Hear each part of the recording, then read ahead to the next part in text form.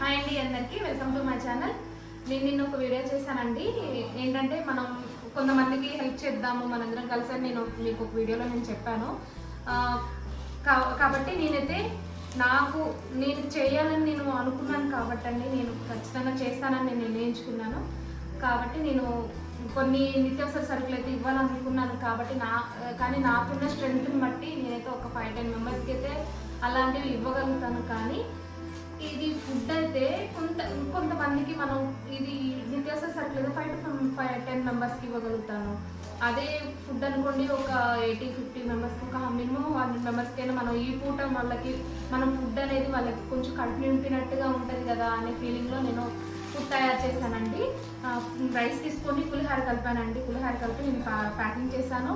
అది ఎలా ప్రిపేర్ చేశాను ఏంటి అనేది నేను వీడియోలో కూడా మీకు చూపిస్తానండి. ఓకేనా? ఇదైతే మనం ఎక్కడికి వెళ్ళి నేను ఎక్కడ సిక్ అయి ఉన్నారో అంటే వాళ్ళు ఎక్కడ ఇబ్బందిగా ఉన్నారో వాళ్ళ దగ్గర తీసుకెళ్ళి నేను ఈ ఫుడ్ డొనేట్ చేయబోతున్నానండి.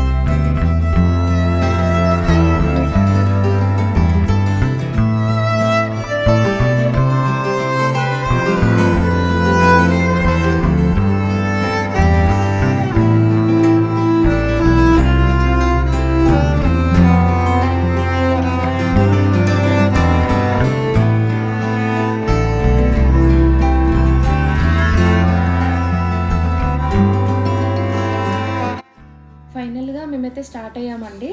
అక్కడ వెళ్తూ మధ్యలో మేము బిస్కెట్స్ కూడా తీసుకున్నామండి. ఒక షాప్ దగ్గర ఆగి మధ్యలో బిస్కెట్ ప్యాకెట్లు 2 పులిహోర కల్పిస్తే ఇంకా బాగుంటుంది అని చెప్పే ఆలోచనతో మేమందరం వెళ్ళి మా అత్తయ్య, నేను, మా తమ్ముడు, మా మావయ్య నలుగురం వెళ్ళామండి. వెళ్తూ అక్కడ తీసుకొని మేము అక్కడికి వెళ్ళామండి. మా సైడు కాల్వట్ సైడ్ అని అటు సైడ్ ఉందండి. ఆ ఏరియాకి వెళ్ళామండి. ఆ ఏరియాలో అయితే చాలా మెంబర్స్ అండి ఇంకా వాళ్ళ ఇబ్బందిలోనే ఉన్నారండి. ఎలా అంటే ఆ పూట వాళ్ళకి అలా గడిస్తే చాలు అనే ఆలోచనతో అందరు ఎవరు వస్తారు ఏం ఇస్తారు అన్నట్లుగా అందరూ కూర్చొని అలా రోడ్లపై కూర్చొని ఉన్నారు. మేము వెళ్ళగానే అందరికి ఇచ్చేస్తామండి. అందరూ వచ్చి తీసుకొని అక్కడ బ్యాక్ సైడ్ చూశారు కదా, ఒక వెహికల్ వచ్చి ఆగితే అక్కడ బట్టలు తీసుకొచ్చారండి. ఆ బట్టలు తీసుకొస్తే అందరి గుంపు కూడి ఆ బట్టలు చూసుకుంటూ ఆ బట్టలు వాళ్ళకి ఏవైతే అవసరం ఉందో ఆ బట్టలు తీసుకొని మన దగ్గరకు వస్తూ ఫుడ్ తీసుకొని వెళ్ళడం జరిగిందండి.